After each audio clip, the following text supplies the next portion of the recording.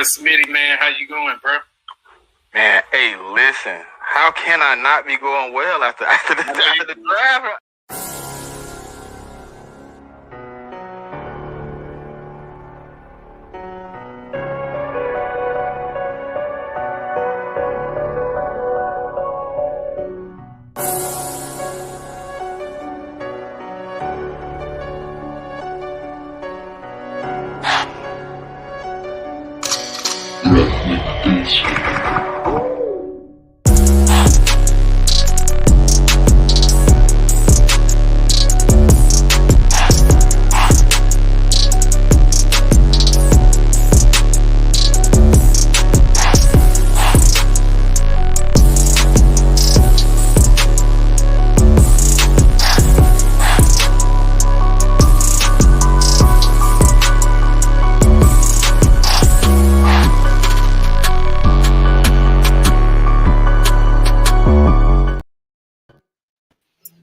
What's good, people? Hey, this is a 5th episode of When Enemies Clash, and we added the extra enemy in the building. We got Ted Talks Ball. How's it going? How's it going, man? Hey, thanks for having me, Cole. Thanks for having me, Smitty. Nice to meet you. I'm excited to chop it up with you two, and pleasure to be here. Appreciate it. Yeah, hey, pleasure having you on, man. What's good, It's Smitty? a pleasure, man. It's a pleasure, man. I'm good, bro. You know, it ain't too many days I'm gonna do bad anyway. So, you know. Hey, for real, man. Hey, we had to add in our 49ers in here because as the season ended, we like the 3 top NFC teams coming into the season. You know what I'm saying? Most likely, all 3 of us will probably be the last one standing in the NFC. So, how y'all feel about? Let's pivot over to the playoffs. You know what I'm saying? Because there's a lot of stuff going on between us and the 49ers, and then the 49ers with the Eagles. So, you know what I'm saying? We can go ahead and chop it up because the last time we talked, it was before that playoff game. You know what I'm saying? And man, that game was tough. But hey, it is what it is, man. Y'all still got the best of us. How you felt about that game? Because we never had a chance to really talk. Well, I mean, it was close. It was. I really feel like if your running back, and I'm blanking on his name right now, if he didn't break his ankle, it might have been a whole different game. Don't even remind me. I can remember Zeke. Why can't I remember his name? Tony Pollard. Yeah. Pollard. Yeah, Tony Pollard. Yeah, he's a hell of a back, and he was off to a great start. And a really unfortunate injury.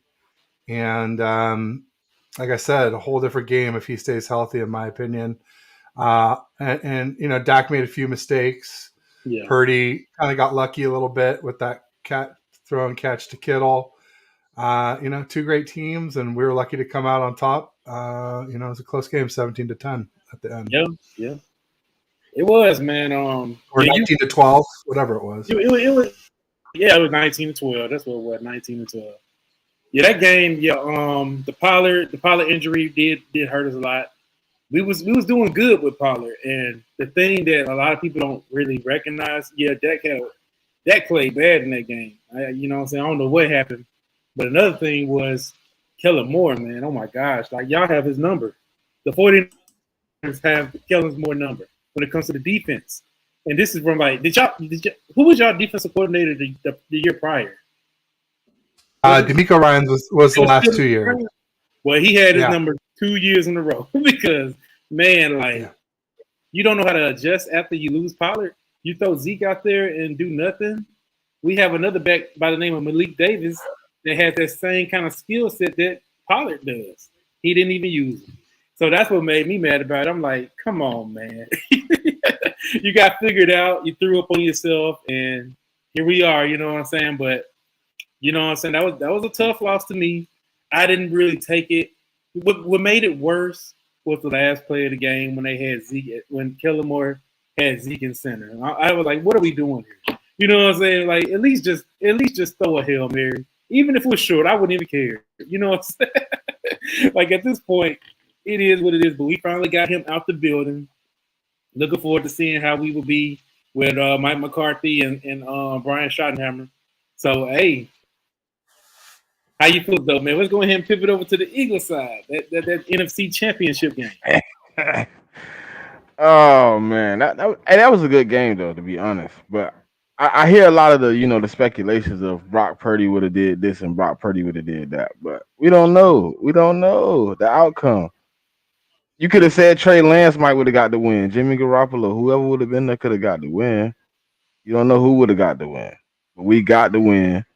And now their fan base is upset at us for no reason. I didn't do anything. We just trying to get a Super Bowl. Y'all got a bunch of them. We just want one more. Number 2, yeah. Yeah, it's hard to get number 2, man.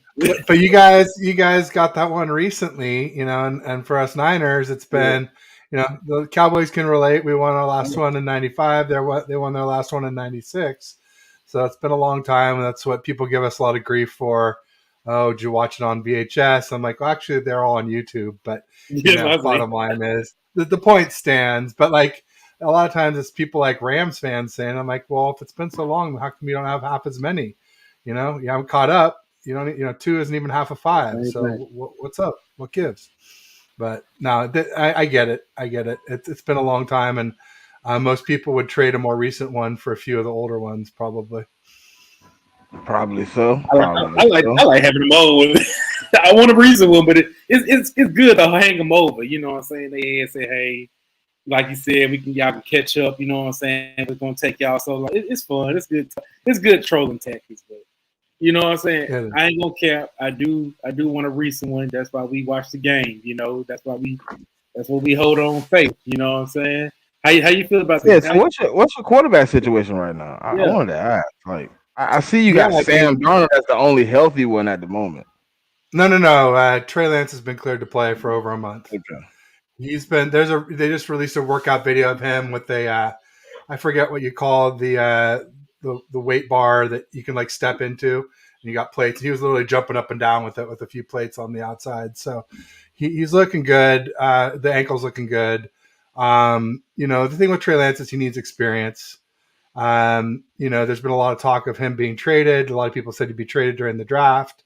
Obviously that didn't happen. So then they just moved the goalpost. Now they're saying August, and then they'll say trade deadline. And then I tweet it out, and then they can say Super Bowl champ. They can call him Super Bowl champ after that this season. But that's obviously optimistic. So Brock Purdy had the UCL, which was torn in the NFC Championship game. And just to talk a little bit about that, we don't know what would have happened, but I think it's safe to guess it would have been a really good game if Purdy had been healthy. And I basically, some people are saying Niners would have won. I don't say that. I say it would have been like a coin flip. I think maybe whoever had the ball last might have won that game between the Eagles and Niners if Purdy had remained healthy. And then if we had just say we won the coin flip and gone on to the Super Bowl, I say, Niners maybe a little bit less than 50-50 against the Chiefs, maybe 55-45 or 60-40, give Chiefs the advantage, but still not unwinnable for the Niners, I don't think. People look at the game we had against the Chiefs in the regular season, and there were a lot of injuries. There were a lot of people out. There were a lot of people that were just back from injuries who maybe rushed back because it was the Chiefs. So what you saw in week 7, also the big one was Christian McCaffrey had literally had a practice and a half with us. So he didn't know the playbook yet. And he, once he knew the playbook, we went 12-0 with him until, Purdy got injured and we lost to the Eagles. So, anyway, as far as like how I feel now about things, I like the Niners draft. We didn't have a lot of draft capital, but, we weren't filling a lot of holes. We were basically filling a kicker as a starter and then some depth, safety for 2024. A nickel to replace Jimmy Ward, but we already had a couple guys. One that we had signed, Isaiah Oliver from the Falcons, who was a classmate of Akella Witherspoon, who used to be one of our corners at Boulder. And then we had Samuel Womack, we drafted last year out of Toledo in 2022. And then we drafted this, I think it's Darrell Luter out of Southern Alabama. So I've got a little list of guys that we lost and guys that we have to replace them, but I don't know how much you want me to go into that right now. But I'm feeling pretty good about 2023. Oh, so as far as the QBs, Brock Purdy had the UCL surgery on March the 10th. Yeah. And it's one of these crazy surgeries where going into it, they're like, okay, it could be a full Tommy John. That's going to be like 12 to 18 month rehab. Or it could be a hybrid and Tommy John's a full replacement reconstruction. Or it could be kind of a repair reconstruction hybrid, which would be about 9 months. Or the best case was the repair with an internal brace, a 6 month-ish return to play. And so that's what he got. And so 6 months from March 10th is September 10th. That's opening day for us. So that's when he'll be around, when he'll be cleared to play. But I mean, I'm thinking it's going to take a little bit longer before he's, up to speed and, synced up with our weapons and really in game shape. I think it'll take longer. So I've been saying IR week and come back week 5, or PUP and come back week 7 were what I thought for Brock Purdy, which would give Trey Lance a chance to start and get some experience, which is exactly what he needs. He only had 17 college games and only had 4 as a pro. So really only like 21 games outside of high school. So, his ceiling's real his ceiling's real high, but he will he hit it? We don't know. He's got to stay healthy too. He's had some injury issues himself with the broken ankle. He had an minor MCL, and an avulsion fracture of his throwing finger, which is kind of the same thing Jimmy Garoppolo had in his thumb when Jimmy played in Dallas and in Green Bay after the 2021 season. Also in LA when we lost to the Rams. And so we've lost 2 NFC championships in a row, which is kind of heartbreaking. But at least 3 NFC championships in 4 years and a Super Bowl. Not many teams can say that. So, I'll take that. No rings. But, yeah. I'll take it. People. There's a lot of all or nothing people, and of course the trolls will say, "Oh, unless you ring, don't mean a thing." That type of thing. But players want to play for contenders, and we're clearly a contender. So we get deals on players that other teams that are not going to get because the players feel like they have a reasonable chance to win the ring with us. Yeah, it's all about the coaching too. The way y'all mold the players. You know what I'm saying? Like I can go down the list of diamonds in the rough y'all found in y'all team and was able to elevate them to stars, But the whole thing with Trey Lance, this is a very, very year for Trey Lance, because y'all traded up to get him, you know what I'm saying? And he really hasn't. He was supposed to be the guy that walked in and replaced Jimmy G, because clearly y'all didn't want Jimmy G, you know what I'm saying? But y'all was like, well, we got him, so we just got to roll with him. And now y'all finally forced him out the door. Now this is Trey Lance's opportunity because, y'all found something in Brock Purdy, but will lightning strike twice? You know what I'm saying? So that's how I feel about it. I feel like, it's either y'all trade him, y'all still like in the kind of same situation like Green Bay with Jordan Love. You really don't know, you know what I'm saying? We got him in the first round, so we got to use him. We got to see what he's worth, so maybe we can, sell him up. If he's the guy, we're going to get him. Or we can probably just, get some trade value, you know what I'm saying? If he ain't, if we feel like he's just not going to be it. Yeah, I know. It's interesting that you mentioned Jimmy G because, when we drafted Trey Lance, a lot of Niners Twitter wanted Justin Fields. So I had it more like Fields 1A, Lance 1B, Trevor Lawrence 3, Zach Wilson 4, and I did not like Mac Jones. I had him 5th on my list. But ultimately, the reason I wanted Fields was I just felt like he had a higher floor. He could start sooner and be ready. I just never thought we would keep Jimmy G. I didn't think we could, let alone that we would. And then when we did, I was like, hey, it's kind of a good idea. Lance, he's got this really high ceiling, maybe higher than Fields. Yeah. And if he could learn and make sense and all that. And it kind of did until it was like, and I was like, we don't want to hurt him, or hurt his confidence when he's so inexperienced. But then, we did all that and he ended up getting hurt a game and a quarter into 2022. So in hindsight, I think it was a mistake to keep Jimmy G. I think we should have just played Lance and seen what we had. And really Kyle, or maybe had somebody like an Andy Dalton, who was, not much worse than Jimmy G, but we doesn't have that locker room. The problem we had was there's this locker room loved Jimmy. And so it's like Kyle tried to do packages where he's going to put Lance in, like Jimmy would drive down and he put Lance in to score, and they revolted on him. They're just like, it's not fair to Jimmy. You can't do that. And so he like stopped doing it. And, I think it would have helped to get him in when there was less pressure, because now we're coming up next year at the end of this season. We got to figure out the 5th-year option, and we're just running out of time to figure out what we have in him. Yeah. Hey, it's also want to call out King DB. Has been on my show a couple of times. So shout out to King DB. He's a good fella. So thanks for joining, King DB. He happy his Sixers won today. Hey, but what do you hold? Hey, hold on real quick before I know non-related, but how do you feel about Golden State right now? Yeah, I'm about to ask you. I like Golden State, so I just want to know. Yeah. I mean, I'm not worried. I predicted the Lakers would win Game 3. I didn't predict the refs would be so one-sided about it, but ultimately, look, we're the champs. We've won a road game in every single series under Kerr. I think that'll be Game 4. And then I think we go back to Golden State, and it's a 3-game series with 2 at Chase. So, ultimately, Anthony Davis is roll up and down. He was up Game 1, down Game 2, up Game 3. He should be down Game 4.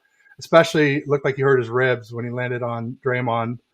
I think he landed on Draymond's knee.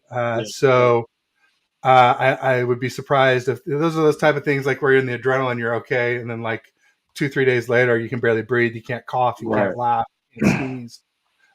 So if that is the case, I could see that making it even more down for AD. But ultimately, Lakers are a really good team.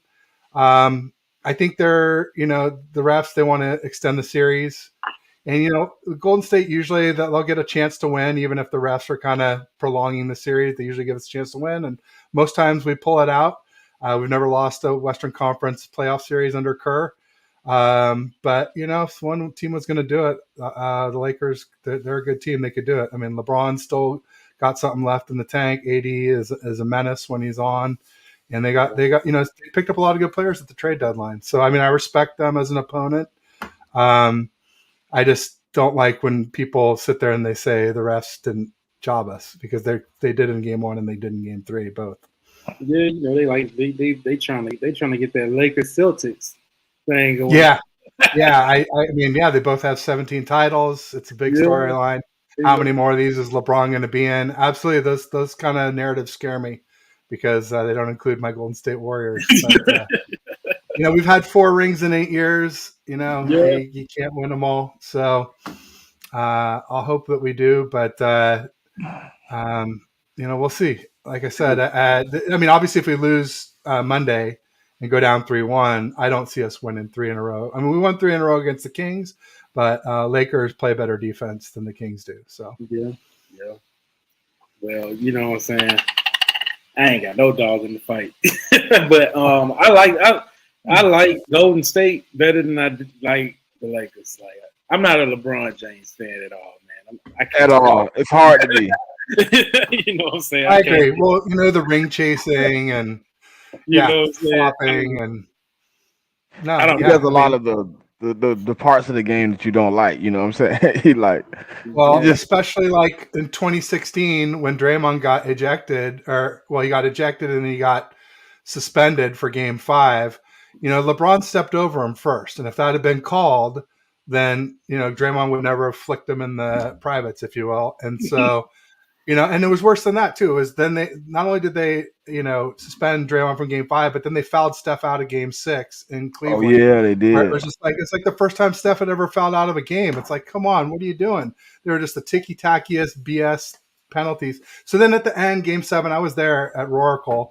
And we had a chance to win, but that we went cold. We were tired. We'd got the 73 wins, tired of fighting the refs. Bogut had been injured. Steph was playing with a shoulder and a knee, or a shoulder and an ankle. He was hurt in 2 places, and we ran out of gas. And so that kind of taught the Warriors, like, regular season doesn't mean that much. Just get in, be healthy, be hot, be rested, and that's why everybody's quoting the Warriors, regular season road record. I'm like, don't pay too much attention to that, because for starters, we were missing Steph for over 20 games, Wiggins for over 20 games, and we had GP2 for under 20 games. So, would you give one of your championships for that 73-9 season, though? Would I give one of the other ones up to have it there? You mean? Yeah. So instead of having 4, you would have 3 if you had the 73-9. Yeah. I mean, that's an interesting question. I mean, yeah, I kind of would. I mean, because we got Kevin Durant, and I wasn't a fan of Kevin Durant. I'm still not. Everybody's saying that he saved us, and it's like he doesn't have any rings outside of Steph, and Steph's got one before and one after. So, I liked strength in numbers, and once Durant got here, it was very top heavy. I'm convinced we would have won at least one ring without Kevin Durant out of those 3 years. Instead of we won 2 with him, I'll say maybe one less, but I think we would have won at least one. And it's sort of like Brady with the 16-0 season losing to the Giants in the Super Bowl, isn't it? I mean, yeah, it's like that cherry on top. It just sort of negates the whole beautiful thing. Sort of like, also I'll say the Niners in 2021 when we swept the Rams and lost them in the NFC Championship. It's like why. I mean, I'll say it again. This year in the playoffs, we had swept the Seahawks in the regular season, and it came down to that last game of the season, and it's like going to be, are we going to play the Seahawks or are we going to play Green Bay?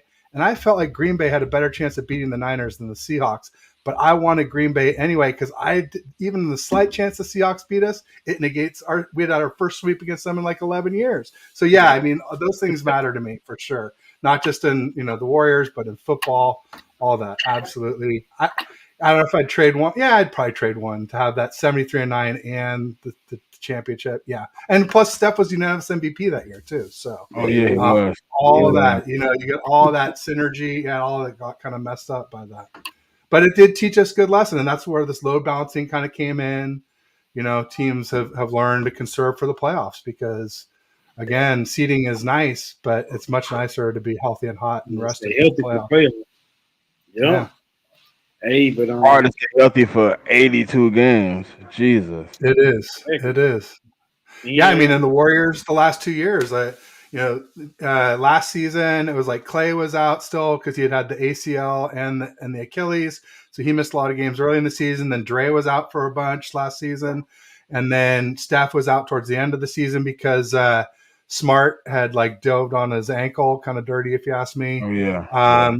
And then it all came together for the playoffs, and we won the ring. And then this year, like I said, Steph was out for 20 plus games. Wiggins had some family issues that he was attending to for over 20 games. He came in right at the end of the season, and I think GP2 was only in for the last 16 games of the season. So no team had played the Warriors until the Kings played the Warriors, and even then, we're about to get Iguodala back, which I hesitate to even mention him because he's so old. I don't think he's really a factor. But we'll see. He might be, if we need saving against Lakers or in the next round, it could be Iguodala who adds a little spark. We'll see. Yeah. So, hey, we can pivot back, to since it's the off season, it's rarely a lot of stuff going on right now. Did y'all start rookie minicamp yet in 49ers land? We had sort of some kind of optional training, I think. Yeah. I don't think it's OTAs though. I think it's something else, less formal. But guys have been around. Trey's been around. Darnold's been around. There've been some shots of Darnold and CMC and Kittle at the first couple Warriors games. Okay. Do you think? Yeah, the one we lost and the one we won against the Lakers. Yeah. You think Sam Darnold will be the guy to start the season? I sure hope not. Hope not. Why not though? People say y'all can get. I just seen a quote today where somebody said y'all can get 11 wins with Sam Darnold. I mean, well, I'll say this. Yeah, I mean, we made Nick Mullins look all right, and CJ Beathard, Yeah. And wait do you see what Jimmy does as a Raider. It's not going to be pretty. I can tell you that. I did like it. I did call it that Jimmy would one of the best fits for him offensively would be to go to the Raiders, but that was when they still had Waller, and then they traded him to the Giants. I guess they drafted a really good tight end, though, if I'm not mistaken. I forget which one. They had got Michael Mayer. Well, yeah, out of Notre Dame. He's one of the best. We'll see, man. I think he's a little overrated. Yeah, they try to compare him to Jason Witten. I don't see it, man. Okay. We'll see. I'm not a draft expert, especially this year. I got really into the draft the year we drafted Trey Lance because, I knew we had a high pick. So I was watching film on Lance. I was watching film on I already had seen Trevor Lawrence, but I was watching, obviously, Mac Jones, Zach Wilson in case he fell, and, of course, Justin Fields. I watched a lot of those guys. And then, just did a lot of mock drafts and was pretty up on it. This year, not picking till 3 comp third-round picks. It's not so interesting what's going on in the first round. So I'm a little bit less informed on the draft. Yeah. But, it seems like the Eagles had a real good draft according to what people are saying. Seahawks, Steelers, some people like the Colts, but I guess it depends on AR-15. Is he going to be the next Trey Lance? Is he going to be, hopefully faster developing for their sake? I don't know. We'll see. Yeah. Philly's draft was great, man. Y'all, they the darlings of the NFL for sure, man. They don't even talk about my Cowboys on TV no more, unless they troll them. Well, but the Cowboys did well before the draft. You guys got Gilly, and you guys got Brandon Cooks. Yeah. And the only one you had to replace was Dalton Schultz, basically, right? And you guys got. Did you draft another corner too? A corner, no. No. We signed a safety, right? We did. We got Eric Scott. He from this. I actually know the guy. So he's a good kid, man. I'm looking forward to seeing how he's going to be in our DB room. Our DB room heavy right now. I'm happy about that because we retained all 3 of our safeties and Donovan Wilson, but Malik Cook is still on books, and we got Jayron Kearse, and then we adding on Stephon Gilmore with Diggs. Hopefully, we can get him signed to extension. Plus, I saw that like Gilmore had been playing through an injury the last couple of seasons, and so some people thought he lost a step, and now some people think maybe he's going to be back to his previous self, but closer to it at least. And he's a dog. I think he can be real healthy season.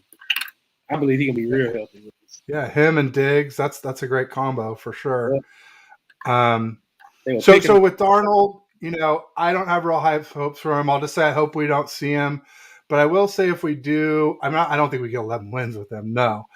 I do think I see some parallels with Darnold and actually another 49ers quarterback, Alex Smith, who I don't know if you guys remember in 2005, we were dog doo-doo. And we had 5 OCs in 5 years, and guess who else has had 5 OCs in 5 years? So style of play, very different, obviously. Yeah. Alex Smith, very conservative, barely ever turned the ball over. Darnold, turnover machine, but Darnold slings it. So I think you can make up for some turnovers by airing it out and opening up the field, especially for a run-first defense or a run-first offense, excuse me. Spreading out a defense makes it easier to run. So, I don't see him doing a lot for us, but I think he could be a little better than, what he's looked like before with Kyle. I think we have the best group of weapons in the NFL with Kittle, Debo, Ayuk, CMC, Juszczyk, Jennings. It's a hell of a group. Maybe not the best at any single position, except for maybe CMC. But Kittle's top 2. Debo's, nobody has a wide back like him. Ayuk's really underrated. He was our 4th target and got 1,000 yards this season. So, with a real, to know what our weapons can do, you got to have a deep threat QB. You can't have a deep threat receiver without a deep threat QB. And that was Danny Gray's problem this season was Jimmy G and Purdy are not deep threat quarterbacks.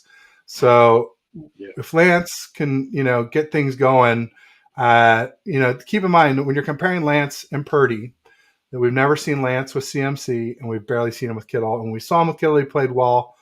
When the team was playing well, he won. When he lost, the team was struggling. We started 2021 3-5, and we started 2022 3-4. And so Lance got kind of caught up in that churn a little bit, and people tend to forget that. Also, that monsoon game in Chicago was a mess. Our defense gave up almost 100 yards. 3 drive extending plays on 3 touchdown drives by Fields. And Debo had a fumble inside the 20 that cost us 3 to 7 points, plus momentum. As we were talking, I think it was backstage, we were talking about momentum. But it's right, like, if you have a 3 to 7 point mistake, if it happens in the first quarter, that can actually ripple to be more than just those 3 to 7 points. Or whenever it happens, there can be momentum lost, and it can change the whole dynamic of the game. So I'm real bullish on Lance. Ultimately, I want to have the best QB room possible by the time we go to the playoffs. And to me, that means Lance has to play. And, because I think Purdy can get a little bit better by getting a little bit better timing with our weapons and whatnot, and learning up to step up in the pocket. Both of those things might have helped him not get injured in the NFC Championship game, by the way. But I don't see him, taking a quantum leap. I think we've seen most of what we'll get out of Purdy. Whereas Lance, if he can learn to do what Purdy can do, he has a crazy high ceiling. So yeah, he does. He got to be healthy. But one thing about y'all, man, I don't care what y'all going through in the quarterback room. I always view y'all as a dangerous team in the playoffs. Like, y'all always be the dangerous one. Yeah, I mean, we've never not gotten to an NFC Championship game under Kyle. So when we've made the playoffs. Exactly. So, it's probably because they can efficiently turn into a running team at any point by committee. They have a house full of them. So when the quarterback isn't working out, they can easily just be like, "Here, give it to CMC, Mitchell, running down your face." So. Although Mitchell's a little bit of an injury concern now. He's I think almost officially injury prone. He hasn't had a major injury, but he's had a lot of little ones for sure. Yeah. Oh man. He definitely. I didn't think he was injury prone. He getting. I see him get a lot of nicks and knacks though. It's a lot of down for 2 games, down for 3 games. That killed me is right here. It was with the 3 of us. It was the end of the Cowboys game. The divisional round at Levi's, and all he had to do was stay in bounds and lay down, and the game's over. And he ran out of bounds. And that forced him to run the ball 2 more times to run out the clock. And during that time, he pulled his groin and then couldn't play against the Eagles in the NFC Championship game. It's like, oh, man, not only did you brain fart, but it caused you to get injured. Like you talk about someone could get injured because you brain farted, and he himself got injured from his mistake. So, but I love him. I mean, when he plays, he's great. He's powerful. He's explosive. Like him a lot. I just think, Jordan Mason, the undrafted back we had last year, can do a lot of the same stuff.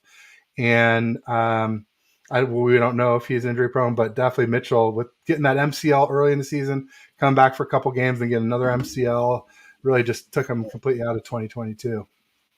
And then so Ted, the argument right now that I have to get to, I can't prolong it. It's killing me in here. It's an elephant in the room. Post Cowboys CeeDee Lamb thinks he's a better receiver than AJ Brown. Can you please end this argument for me? I didn't say he was a better. I said, I didn't say you said it. I said CeeDee Lamb, and the fan base said it. Well, of course, we're gonna have our guy back, but no. See, this is what happened. They tried to play CeeDee Lamb, AJ Brown. Like, I don't get what he need to stay off Twitter. Like, he talking too much. You know what I'm saying? So he was like, stop comparing me and CeeDee. We 2 different wide receivers. I play inside and out, and he only plays inside, which is false. CeeDee Lamb played outside too. So that's why we was like, you disrespecting CeeDee Lamb, man. You know what I'm saying? That dude ain't just no slot receiver. That dude, he play all over. He versatile. So that's all I was. They're both played outside because your backup quarterback can throw the ball. But if I have to pick one, all right, I'm going to pick AJ Brown. Yes. Yeah, AJ Brown. But I mean, I don't know how you guys do these arguments though. Like, I always wonder, like, what if they switch teams? Because the Eagles do have a better line, and I'd say Hurts is a little bit better than Dak. So, like, do we take off for AJ Brown because of those advantages? I don't know. Let's say Hurts better than Dak right now. We're going to see what he do. Hey, I wasn't going to say that. I was going to let it go by just a little bit, but then he said it. I was like, I'm letting him, because he made us a Super Bowl. I have no fight right now.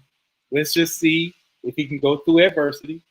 I always, where this comes up for me, just to bring it back to my team, is like the Kittle and Kelsey arguments, right? Yeah. And I say the same thing. Like, what if Kittle had Mahomes and Andy Reid in a pass-happy system? I guarantee you he'd at least match what Kelsey does as a receiver.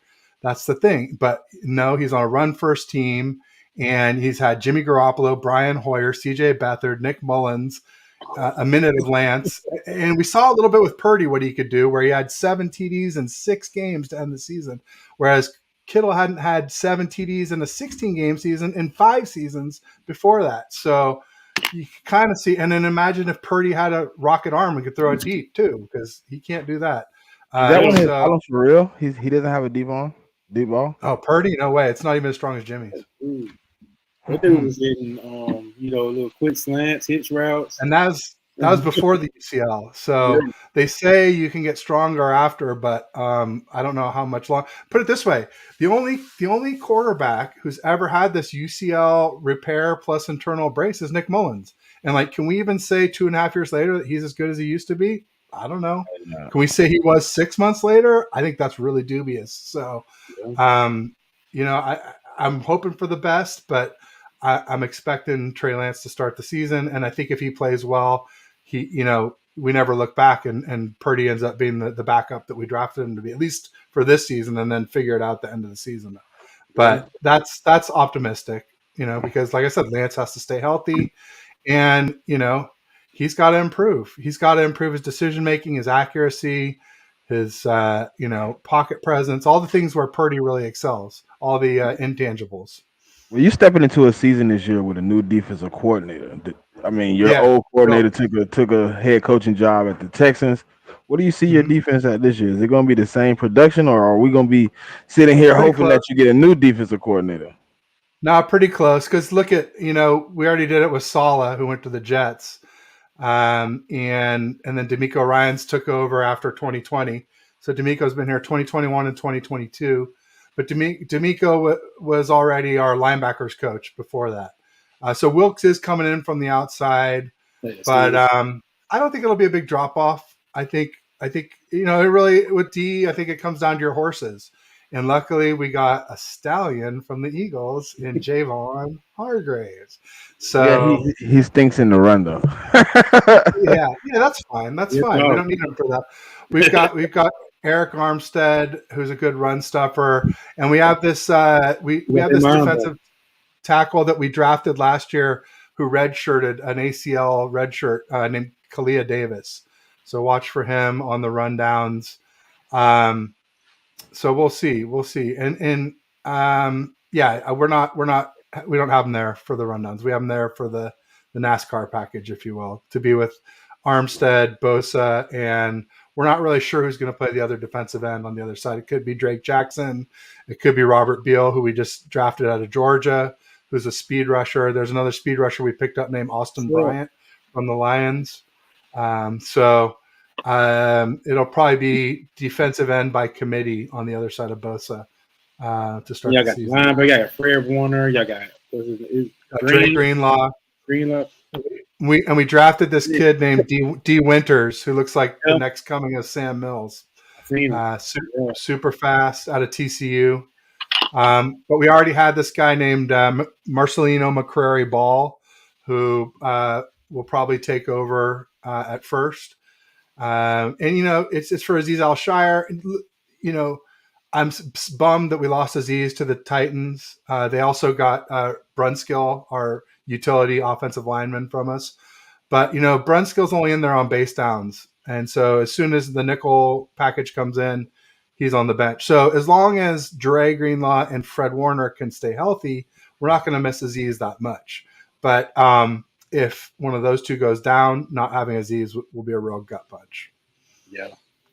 And then, as far as safety, Sufanga has really shown out. We got Gibson, who we got off the street and turned into a stud, had 5 picks for us. And then now we've got his backup, Jair Brown, who will probably take over in 2024, assuming that Gibson plays all of 2023. And then, we got Charvarius Ward at one corner, and the other side is Lenore. But then we got this Luter kid who can play nickel and can play boundary. So I feel pretty good on defense. My big concern is right tackle. Niners Twitter, I polled, and we talked. I read articles, saw shows, and like right tackle was. We kept talking right tackle, and we didn't take a right tackle. Now last year we said center, and we pulled this Brendel guy up, and he did pretty well. He was good pass blocker, not a great run blocker, but we just gave him a 4-year, $20 million contract. So we'll see. Maybe McKivitz can do that at right tackle. I don't know. He did all right at left tackle, but he got injured week 4 against the Rams. So I don't know. Maybe we're thinking we're going to trade for somebody. We did just free up some money, so I don't know what that's for. We just got $10 million by restructuring CMC, and we're going to get $6 to $8 million more when we extend Bosa. So that's like, and then knock off a few for operating costs. I think we had 3 in the bank. So like somewhere like I'm thinking 10, 12 to 14 million that we could spend. I don't know if that's a defensive end or a right tackle or what we're doing there. But some people want Ngakoue. Some people are talking about trading for Zadarius Smith from the Vikings, I guess, is up for trade. Yeah. Oh, yeah. He already up for it because he just got there. Apparently they're shopping him. I don't know. He was so overrated. We almost got him. We almost tried to get. He wanted to get a big bag, and we was like, "No, go and keep on shopping, man." But I didn't want him. Yeah. I didn't want him when he went to the Vikings because he was having back issues, and we just went through that with Dee Ford. But then he had a real good 2022 season with the Vikings. So I don't know. Y'all gave up Jimmy Ward too, didn't you? Yeah, we let Jimmy Ward walk. He went to the Texans. Oh wow! Yeah, he's a dog, and I think he will be missed. But we have a lot of options to replace him. Basically, we've got Isaiah Oliver from the Falcons, Samuel Womack, who we drafted last year, and Luter, who we drafted this year. So I think we'll be okay at nickel. Plus, they're all a lot cheaper. So again, it's not are they better, but are they a better value, right? I mean, that's what it comes down to. Right. Jimmy Ward is a dog. And he's that asshole the a-hole you need on defense. You did. You know what I mean? Like the Niners are real big character guys, but then sometimes you end up with a whole locker room full of nice guys, and it's like, you don't want them all to be really nice. You need some enforcer. And he came out during the season. He's like, oh, I think it was after the Chargers game, and Herbert had run, and Dre had gone down to tackle him, and he dropped down, and they hit helmet to helmet. But when Dre dropped, he wasn't going helmet to helmet. It was like Ward was tackling him from behind, and all of a sudden it's like their helmets ended up together, but that's not how it started. And Greenlaw got ejected from the game, and Jimmy Ward's like, oh, we don't like quarterbacks running, and if you run on us, we're going to hurt you. And I was like, oh, can't say that, man, because now anytime this happened, you're just going to get ejected. But it didn't happen again in the season. But at the time, I was like, you can't do that. He was turned up for the moment. Hey, he was. Jimmy's. I'm gonna miss him for sure. He was a good free safety, and he played really well at nickel. He was one of the ones during the Chiefs game. I was saying all these people came back that maybe shouldn't have been back. It was his first game back of the season. He had broken his hand when he tried to come back against the Panthers. So he's playing first game of the season, totally out of shape, and he's got a club on one hand. And you're going to tell me that's an accurate representation of one of our best defenders? No, it's not. Bosa had a pulled groin. Mooney Ward had a pulled groin. Dre Greenlaw went out in the second quarter. It's the second half of that game, our defense was nothing like what the Cowboys saw in the playoffs or the Eagles. Even the Eagles got a taste of our defense there. And we were holding tough for a while, even with no QB for a minute, until – Josh Johnson fumbled the ball and then couldn't even recover. He fumbled it twice in the same play. I'm like, geez, man, what do you got? Butter on there? Grease? Terrible. Novocaine in those hands? Our defense showed up, man. I'm still hyped about how our defense did that game. Your D-line was formidable. You guys didn't get any sacks, but you guys made our life double toothpicks. It was Cowboys defense is legit. Or at least they were against us, for sure. I think they hurt it. No, our respect for the Cowboys. I mean, if Dak didn't throw 2 picks and Pollard didn't get hurt, it's a totally different game. I think you guys win. So Cole, it's been another week, right? Yeah. It's been another week, and last week you were supposed to, come out and tell me something good about one of your new additions. Can you give me a little information? I need a little intel. Oh, you talking about as far as draft picks? Yeah, I got time. So yeah, I'll name out the ones that I'm very intrigued about. I'm very intrigued with our third round pick of Overshown. He's he's a hybrid linebacker. He's a linebacker from Texas, but he's more of a hybrid safety. He plays safety, a little bit of safety, I believe, in high school, a little bit in college too. He reminds me a lot of J-Ron Curse, our safety. Like they look just alike, same built and everything, but dude gonna be used as a straight missile, man. Like as far as the rush show, I'm happy about having him. I'm happy about Junior Fiocco. He's actually out of San Jose State. A lot of Niners wanted him.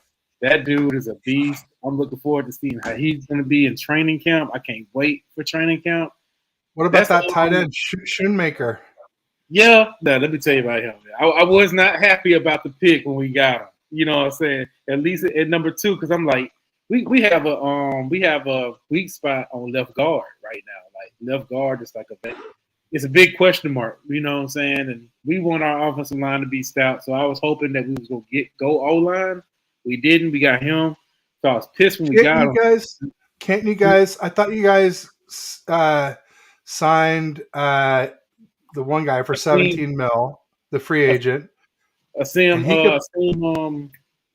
I know you're talking about the guard. Yeah, we signed him. Yeah, but no. You guys drafted a left tackle who could play guard, right? And then you guys have 2 tackles besides him.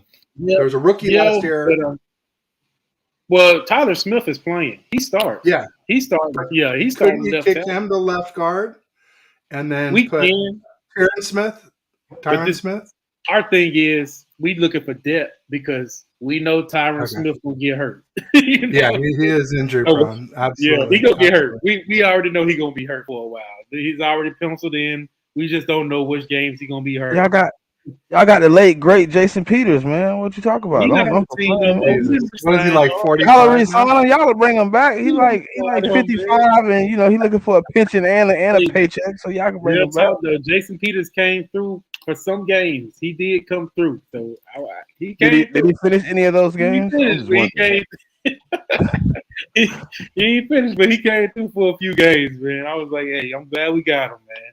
But hey, I just feel like we have guys in the back end that needs to step up.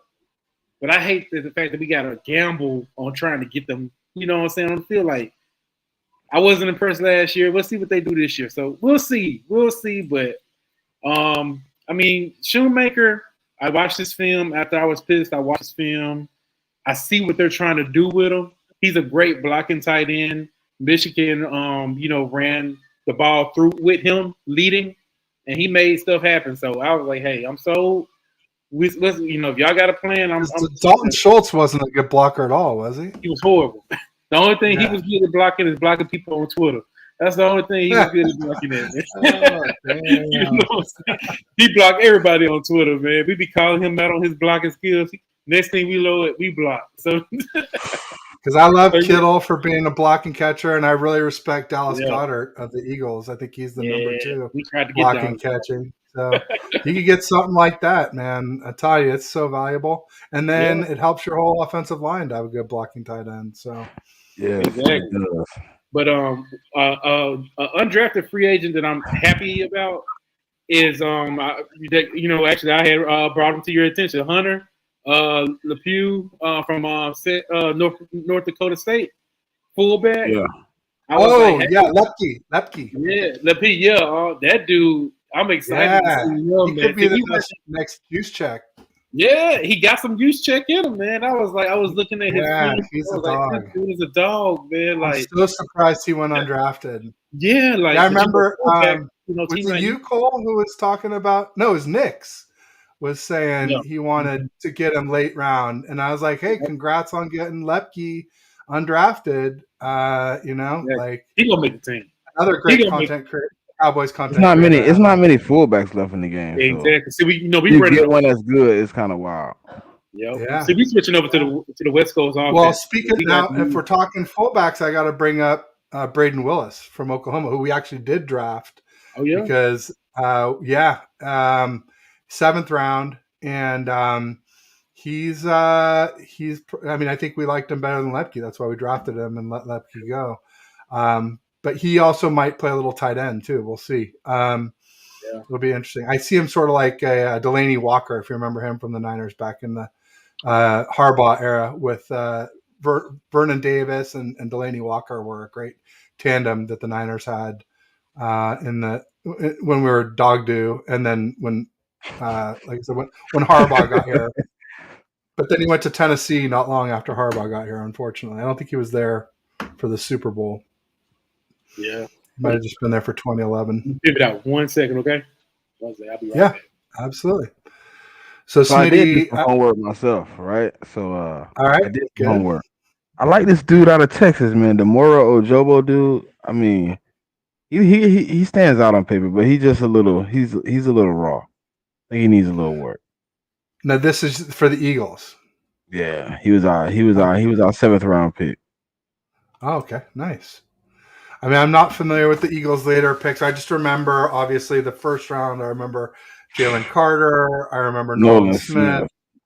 Yeah, it's a couple of dogs. Like Tyler Steen too. I thought it was interesting that the Seahawks could have had either of those guys, and they chose Darren Witherspoon, and they chose, or was it Darren? Whatever, Devin Witherspoon. Yep. And Jackson Smith and Jig. But now, obviously, the Eagles don't need a wide receiver, but or at least not as badly as the Seahawks do. They really need a wide receiver 3, and Tyler Lockett's getting old too, so they might need a wide receiver 2 or 1 before long. You think Smith and Jigba was a great pick for them? For the Seahawks, I don't know. I think so. Yeah, I think because they already got DK, they already got Lockett, now they got 3. If he turns out to be good, which a lot of people think he will be, I think that's good that they drafted O-line. The Seahawks, they already had Kenneth Walker. They got Charbonnet too out of UCLA. So they did steal Charbonnet. You guys took Penny. You guys took Rashad Penny from them, who is super injury prone. But man, when he plays, let me tell you, he was averaging like 6 yards a carry from them.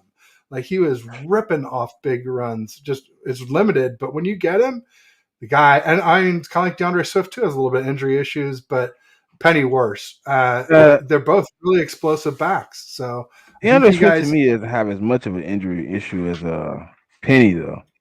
No, his situation is crazy. I seen one season he played like 3 games and he played like 5 games. I was like, whoa, how are you getting hurt? So, and his injuries are major injuries too.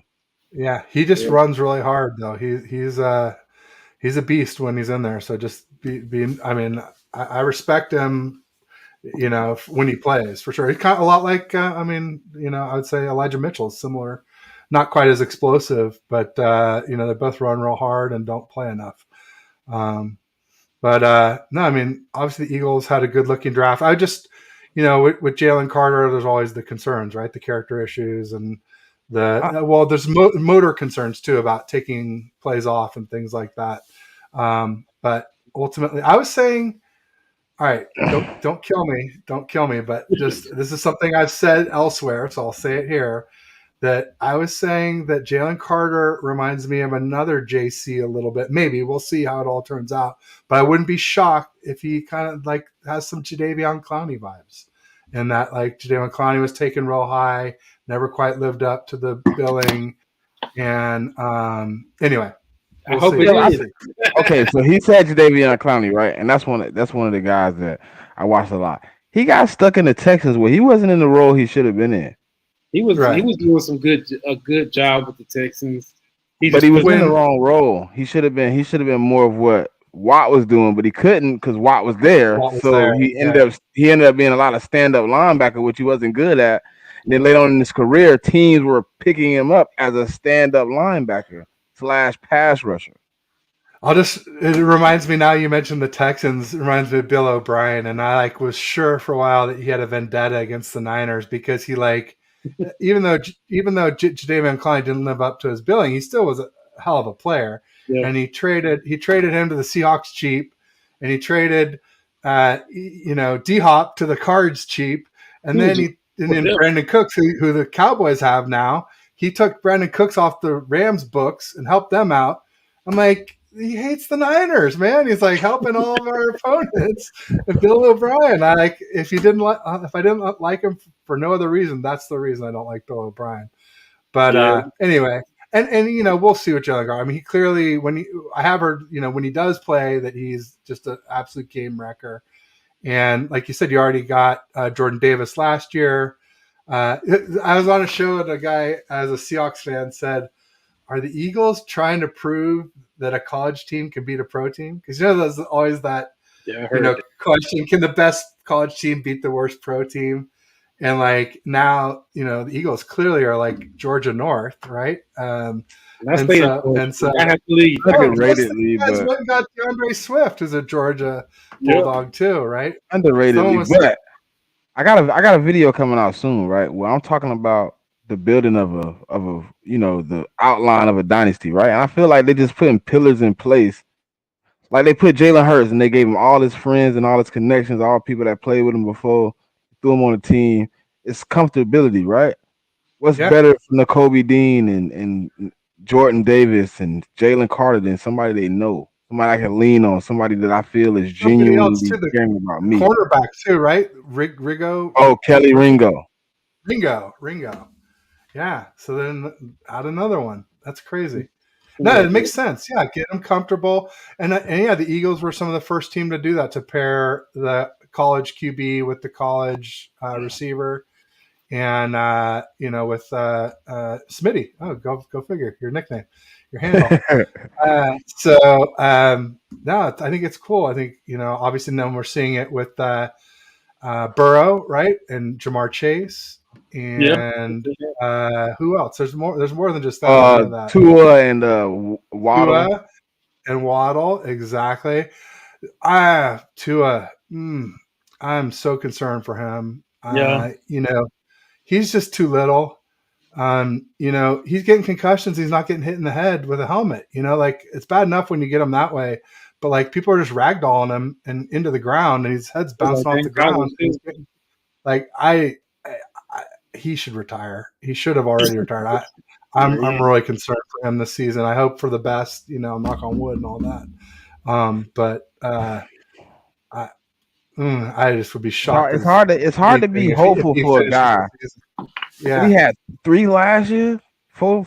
Well, supposedly 2, but I mean, clearly it was. And 3. it was like 3. I seen the man doing game signs on the ground. Yeah. And he's healthy. He's accurate. I don't know what people say. Like he's all great and stuff. He's accurate. He was on that top left of those charts. Those efficiency charts for sure, but. Some of that's just the offense. That's just, Kyle and McDaniel offense. But it's not hard to throw 7-yard passes either. No, but he was airing it out some to Waddle. But, when you got Waddle and Tyreek, it makes it a little easier. That's for sure. Those guys can get open for sure. I guess that's why they went and got Mike White from the Jets, who's, clearly they're paying him way more than just regular backup money. So we'll see. Sure. We'll see. Let me address this, though. I knew you wanted to respond. You left it up there for a minute. So a Pennsylvania native from Harrisburg, Michael Parsons, went to a 76, and the whole Eagle Nation wants him to come to Philly. Please do not. That's the whole Eagle Nation. I ain't have nothing to do with that. Michael Parsons. I know. We heard from his father. His whole family, they're Cowboy fans. He wanted to be drafted to the Cowboys, but these Eagle fans, they want him to come to the Eagles so bad, man. I get it. Hey, where was Micah drafted? He was drafted draft position 12th, 13th. 12th, yeah. See, 12th. See, we gave y'all Devontae Smith. Come on. Do you know who had that 12th pick first before we moved up for Trey Lance? Oh, you talking about y'all? Yeah, y'all had that. Niners. We did. Yeah. So trust me, we're hearing it in Ninerland about, we shouldn't have taken Trey Lance. We should have taken Micah Parsons instead. That would have been a crazy defense with Fred Warner over there. Imagine with Bosa. Oh. Man. Listen, Micah Parsons would have meant nothing to the Eagles if we had Jalen Reagor and JJ Arcega-Whiteside. Y'all remember that, Eagle Nation? We had Jalen Reagor and JJ Arcega. We needed Devontae Smith. The thing is, we let y'all get Devontae Smith for that trade. We traded back. We let y'all get in front of us and take 10 because we were 10. And we was like, and y'all got Devontae Smith. So we was like, okay, y'all got y'all wide receiver. We're going to go ahead and get our linebacker. So that's how it works, man. Micah Parsons is a Cowboy, man. And he's a stud. Jerry Jones is not going to let Micah Parsons go. Them jersey sales are high. He ain't going to let jersey sales lead the door. Them jersey sales up there. Micah Parsons thing. I mean, they're both studs. They're both studs. I mean, yeah, they are. Smitty and Micah, they're both. But I mean, Micah is like he's in that conversation with Bosa for sure. I know that the DPOY voting, for some reason, it was all Bosa, but it should have been closer. And Hassan Reddick should have been in there. I was going to say, Reddick, absolutely. Reddick is a stud. Reddick. Yeah, no, I mean, clearly, he's the one who destroyed Purdy. So stop. Parsons don't want to be no Eagles, man. Y'all man. That's what it is. Y'all sad. I at the time, I wanted Parsons, but I knew we needed Vontae more. But now, I mean, if you put him in, if you insert him with Reddick, I don't know if I trade Reddick for Parsons right this second. The chemistry. I mean, what y'all gonna do? Y'all don't even have no space for Parsons. Y'all got the rotation would be totally. Y'all wouldn't even have no space. Plus, hey, if we give y'all Parsons, y'all got to give us 2 first-round picks and go ahead and just give us Devontae Smith. Even trade. Oh, no. Hey, Cole, listen. That's outrageous. That's outrageous. Look, how do you feel? How do you feel about him coming out and saying he wants to be more of an edge rusher, not all this linebacker? He already is. He his 80% of his snaps was but I know what he's trying to get. He's trying to get a bag too. Which is smart. Why y'all got you know what I'm saying? Y'all drafted me as a linebacker and y'all want to go ahead and use me as edge, and I'm doing great at edge, and I'm not gonna get paid as an edge. I want to get paid as an edge, so I'm bulk up a little bit. And since y'all already paid me, play me 80% on the edge, I'm gonna be a defensive end. Right. But that's what he already doing. So I didn't really, get upset. I wasn't questioning. I said, hey, they already play him there anyway. You know what I'm saying? So do I want to use him as a chess piece? Yes. You know what I'm saying? Because I want offenses to be like where Parsons at. We need to know where that guy at. Versus they already know he's right there. You know what I'm saying? So and Quinn, he's been great. He's been great at scheming. Hopefully he know what he's doing. Yeah, you took Javon Hargrave from me. You spoke on this earlier, right? Does he bring a new element to your defensive line, or does he just give you an extra pass rusher? I think it's a whole new element. Yeah, I mean, ultimately, we're trying to recreate what we had in 2019 when we had Bosa, Armstead, DeForest Buckner, and Dee Ford. And so, like I said, we drafted this Robert Beal out of Georgia, who's the speed rusher. He could be the Dee Ford guy. Hargrave, at least on passing downs, he has more sacks than DeForest Buckner last year. So, Armstead's still Armstead, and Bosa's gotten a lot better since then. So, yeah, I mean, I think I wouldn't be shocked to see us have a 2019 type of D-line this year. I think he's gonna bring a few more sacks to your total, but I don't think he helps you. None of our guys had more than 5 this year. I know, because Bosa was the show. It was Bosa and the boys. But when it was Dee Ford, the difference was Dee Ford would be the speed rush. He'd make the quarterback step up. Then Bosa would come in and he'd make the quarterback step up. And then our D tackles would mop it up, or Bosa would get the sack. But like that first speed rusher is what we've been missing ever since. Didn't you lose a few big pieces? I can't remember exactly who you lost, but I thought you lost a few pieces on that defense. Azeez Al-Shire and Jimmy Ward. That's it. Okay. I thought he was a pretty big piece. Oh, well, Emmanuel Mosley, but Emmanuel Mosley tore his ACL week 5, so it was Lenore all down the stretch and in the playoffs. He played well. He improved a lot during the season. I'm not going to say he's Emmanuel Mosley, but I'm not going to say Emmanuel Mosley's Emmanuel Mosley coming off an ACL. So we'll see. Right. The Lions got him, CJ Gardner-Johnson from y'all. They got Cam Sutton from the Steelers. They definitely beefed up that defense a lot, and in the draft too. Lions are one of my up-and-comer teams in the NFC, along with the three of us, Seahawks, maybe even the Falcons. Well, they got a little trouble to deal with first. I think the Panthers got a little trouble to deal with. Panthers and the betting stuff. They got a few games where they're gonna have a few of their stars not in. It could hurt them. It could break their season because it's supposed to be a good season. But didn't Wilson get 6 games? I believe so. Yeah, that's a long stretch. Yeah, it is. Yeah, it is. It is, but you never know, man. This You opportunity. come back 2-4, you could be in trouble. Yeah. Well, hey, let's knock out some final words, man. But we'll just break off and just see, we can break off a final word as far as since this week is the schedule release. Who would y'all want for y'all first opening game opponent?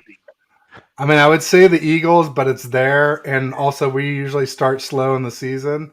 So I hope we have time to get up to speed a little bit, especially since it probably won't be Purdy. Either Lance gets up to speed or we get Purdy back. So I'm hoping Eagles after, mid to late season for me. Yeah. I'll take that Thursday night football game against the Chiefs. Definitely do that. I open and it the up. Cowboys are at Levi's, right? I mean, maybe that's the one. Cole. He coming to y'all. So okay. So my guy Keith, though, he wants the Eagles. I want the 49ers and I want the Eagles. I want them like mid-season, like week 6, 7. I want y'all whenever y'all got y'all stuff together. But whoever I want on week 1, I want the Commanders because they've been talking a lot of trash. they've been talking so much trash, man, since they beat us week 18 with Sam Howell, man. Sam Howell. The fact that they beat us. Sam Howell, really, they defense stepped up. Let's be real. You know what I'm saying? They defense stepped up. But Sam Howell, they crowned him. They made a statue in Washington of Sam Howell, man, already. You know what I'm saying? Off of one game. So I want to go ahead and humble them week 1, get them back to reality. Then we go ahead, and I'll take care of y'all like in the middle, probably like within 6 games in the season where everybody know their identity. I'll take Jonathan Gannon too. I'll take the Cardinals early too. Yeah, get the Cardinals, man. I snack on them early too before they get their quarterback back. This is funny right here. Man, my bad, twin. We didn't mean to ruin your Christmas and your birthday, man. I shouldn't even ruin your Christmas Eve though. I had a good time for Christmas Eve. I ain't gonna lie, lost and all, and still had a great night. I didn't think that defined our time. I thought we were gonna go in and handle business against the Saints, but I guess Minshew was just a poop head. Now y'all defense, man. Y'all gotta play y'all defense in that game. Well, now you got Mariota, right? Oh yes, Mariota. Hey, he can run. Hopefully he don't gotta play. People he ran all over us in week 6, that's for sure. I want Hurts both games. I don't want no excuses. No, I want that both too. What you mean? Yeah.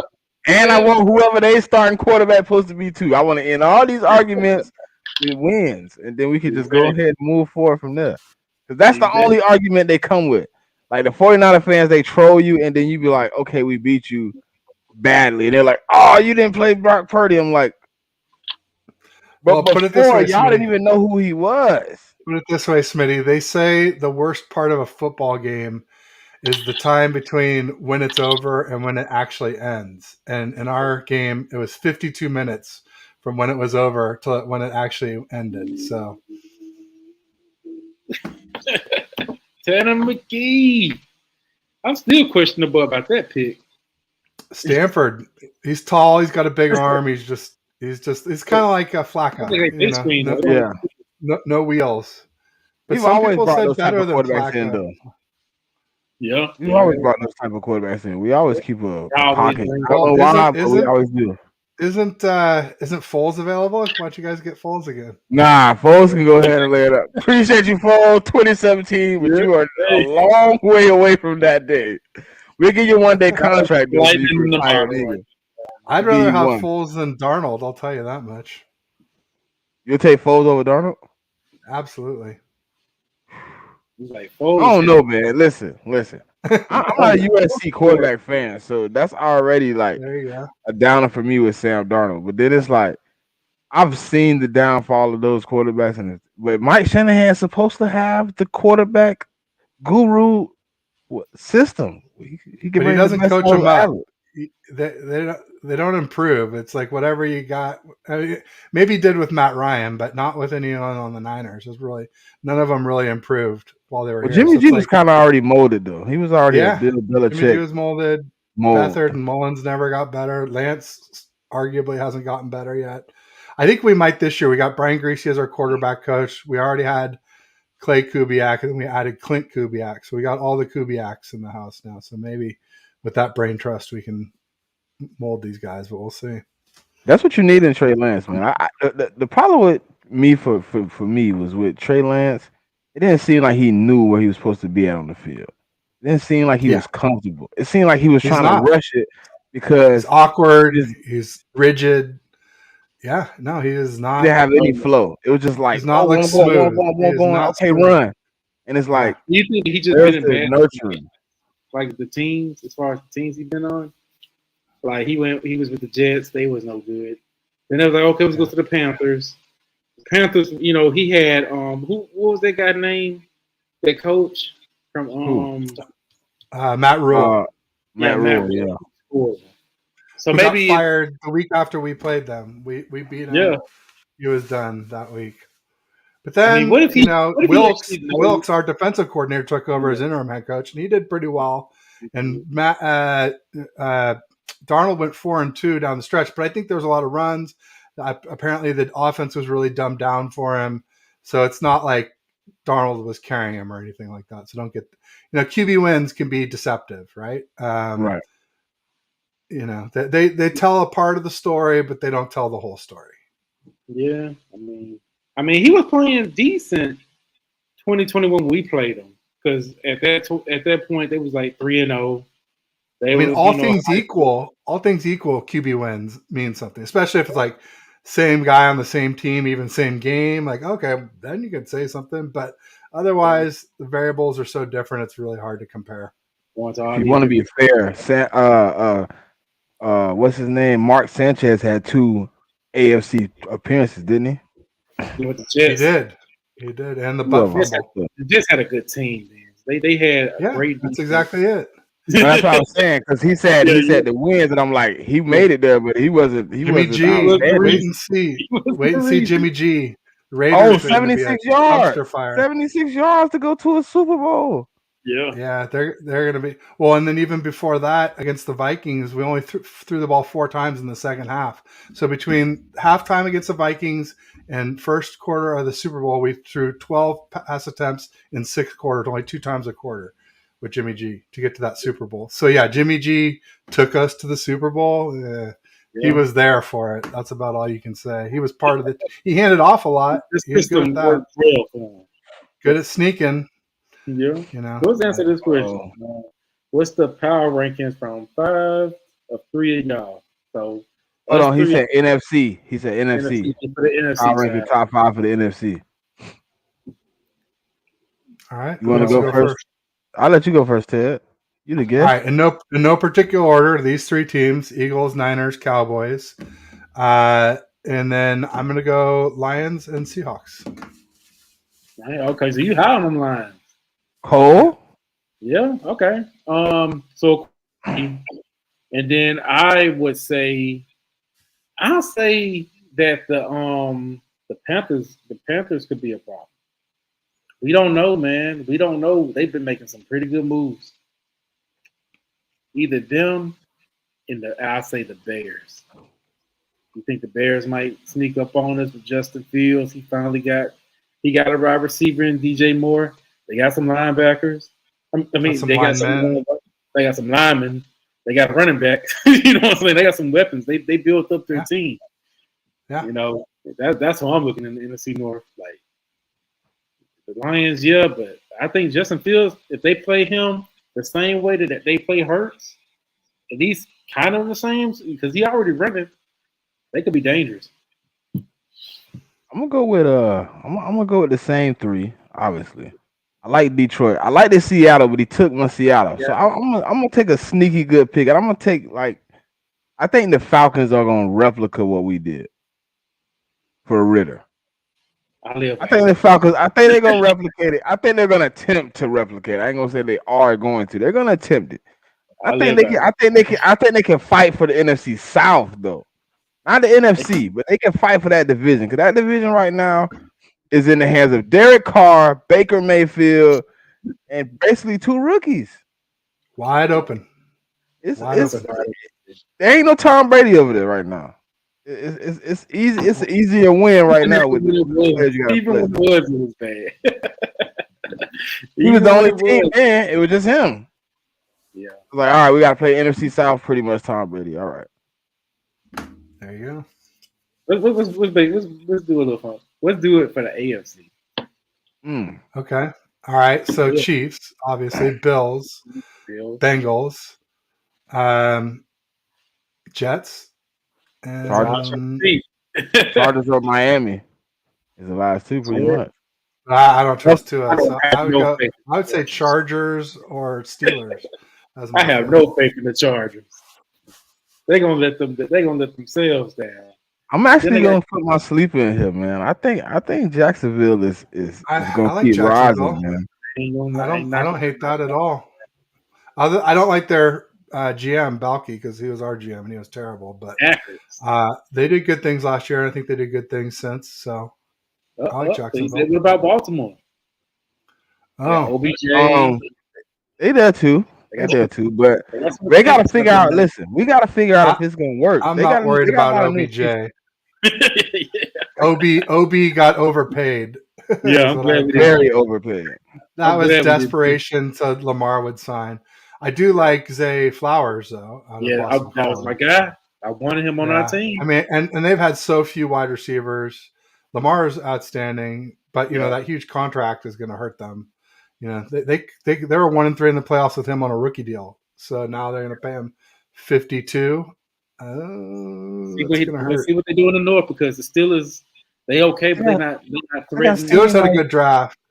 They did, but I'm still one Steelers draft pick that really stuck out for me came a few picks after we picked a kick. Or no, it wasn't a kicker. We moved up to take Jair Brown at 87, and I think in 93 they took Darnell Washington, the tight end out of Georgia, who's just a physical. They gambled on him because he got some back issues. Oh, he does? I didn't know he had like a medical. I don't know if it's back for shit, but he had medicals. No wonder he dropped so far. I couldn't believe he was there. I thought he was going to be like a late first, early second round pick. Like when that run on tight ends happened, I thought he'd be in that group. Maybe not the first, like Laporta or Shoemaker or whatever. Yeah, I was. Because otherwise, I'm thinking this guy has the tools. He could be the next Gronk with that size, that strength, soft hands. We know about the medical. We're going to regret it. No, back. Yeah, no backs for me. Thanks. I'm not sure. You said we was you said we was getting into the final thoughts, but I got a question for both of you guys. Everybody always asks you what's the ceiling for your team. Everybody wants a Super Bowl. Mm-hmm. Can y'all tell me what the floor is in your eyes for the worst possible case scenario for both? I mean, and just look at 2020 for us. We set the record for the most injuries in 8 years since 2012 and 2020, and we went 6-10 and missed the playoffs. So something like that. I think we're better now because we had Jimmy G then. I think we're a little better now, and we got more depth at QB. So I'll say 8-8, or it's not 8-8 anymore. I'll say 8-9 as our worst record. But then my projected record, I think 12-5.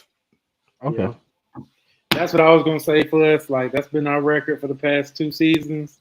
That's our floor. The 12-5. We can't get over. We got a tough schedule too in the NFC East. We got some tough schedules in the NFC East, man. So if we do 12-5 with this schedule, I wouldn't even be mad. I'd be like, hey, we did something. Yeah. Well, Cole, I thought your answer would be to lose to them again in the divisional round in the same fashion as the last 2 years. You skipped out on it. See that was, hey, also my ceiling is to make it to the daggone championship game, get past these guys. See, if we play y'all, I'm not worried about playing. That'd be the first time this century for the Cowboys. I swear, man, that's big. But we throwing a party that we throwing a whole party, bro. If we make it to the NFC Championship, man. I ain't even lie. A lot of fans don't want y'all to make it. A lot of fans want y'all to win Super Bowls again. Both organizations. It's like an addiction. Y'all got a bunch of them, and then it just stop. But I mean, I tell people like this: it takes time to build a dynasty. The Chicago Bulls ain't got one in a long time either. You know what I'm saying? Their last one was what, 96? Same thing. This was the 90s. Yeah, about the same time. I think they were 98. I think they were like 92 to 95 and 91 to 94, and then they missed 95, 96, and 97. I don't know. They ended around 98, I think. So it's been a long time for them too, Yeah. It'll take time to rebuild dynasties once they, new ownership, new management, new GMs. Since we're talking about basketball and dynasties, the Warriors are the current dynasty, but the league has now changed the rules so that we can't pay our players the way we have been. So they're really trying to tear down the Warriors dynasty. Now we're seeing the refs at least trying to extend the series. But if we see the refs in the final game or of the series push it, then we know that they weren't even going to wait for the rules to take in. They're going to make sure it happens now. So we'll see. It'll be interesting with the Warriors. Hey Mitch, thank you, man. I forgot to say this, man. Shout out to Hardcore Sports, man. We will be putting more of these streams on there. We will be having Ted back more often because both of us got to play this, man. Yeah, we'll be back. To antagonize whoever we play first, I can't wait the next week. Even though I want to beat y'all, I want to beat y'all in the playoffs, man. Absolutely. We'll have to do one on my channel too. So we'll definitely do that. Yeah, for sure. And you can plug yours in, man. You get your screen plugged in, and we can see. Yeah. Yeah. Sure. Next time. Hey, it's been having you, man. For real. It's fun. We can still be the like the lead dogs in the NFC and battle it off in the playoffs. You know what I'm saying? We've been so disrespectful. I was about to say, we got the NFC beast. We didn't even include our own, Commanders in Washington to see if they possibly could have been a threat in the playoffs. You know what I'm saying? We gotta watch out for them guys, man. Well, at least the Giants. I'm not worried about watching. They overpaid Danny Dimes. No problem. Yeah. Hey, they made the worst mistake they could have. This man is gonna kill them, and then he gonna come back and have one of these horrible seasons. He gonna be a Mark Sanchez-esque, and then they gonna be like, we blowed it. Hey, it's funny, man. He making just as much as that. That's crazy. Just as much as that. Him and Derek Carr signed all four of them. They had the same deal, right? Derek Carr was a couple mil less, and then Gino was Gino's like 35, Derek's like 37.5, and Danny Dimes 40. But they're close. It's all within $5 million. Well, it ain't nothing. It's still the bottom of the bowl. Yep. But hey, I think the Seahawks overpaid for Gino too. If you ask me, he had good. You think he's gonna repeat? You think he's gonna have another good season? That was. I think he will because they got in Jigba. That's they got the weapons. Man, I wanted him, and they added Charbonnet, who's a hell of a back, and they helped their O line. So I think he could do what he did before. I don't think he'll improve. No, I think he'll be about. Jay said he was going to be a cowboy. He had a cowboy tattoo on his arm. Put it this way: I'd rather have Geno Smith than Jimmy Garoppolo. So for what that's worth. Yeah, true. Right. True. But hey, it's been a good episode, man. Hey, y'all. Hey, plug in your channel, Ted. Let them know where they can find you at. Sure. I'm at TedH6 on Twitter, Ted Talks Ball on YouTube, and those are the main places to find me. All right, guys. Well, hey, that was episode 5 in the books. Y'all take care. Peace. If you weren't here in the beginning, here go the intro again, man, because it's gonna be hot. Y'all need to catch it. me do the intro. Let me do the intro. Drop it one more time for him, man. Drop it one more time. Yeah, slide up out here. My boy Smitty, man, how you going, bro? Man, hey, listen. How can I not be going well after the draft?